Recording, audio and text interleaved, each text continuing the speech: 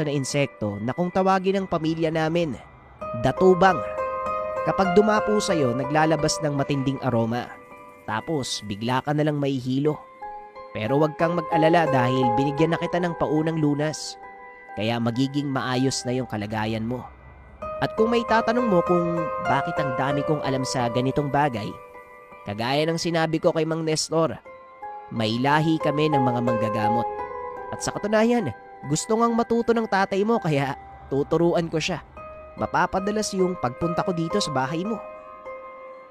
Huling wika ni Sekto. Ngumiti lang naman si Isabel.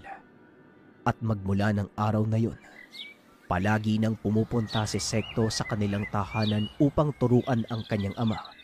At syempre, upang dalawin si Isabel at ligawan ang dalaga.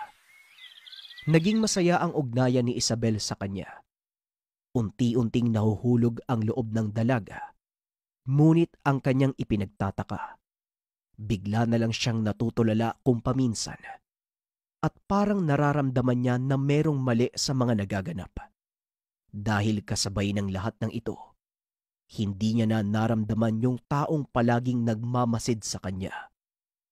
Hanggang sa dumating ang isang umaga, nakita ni Sekto si Isabel na nakatulala sa kagubatan.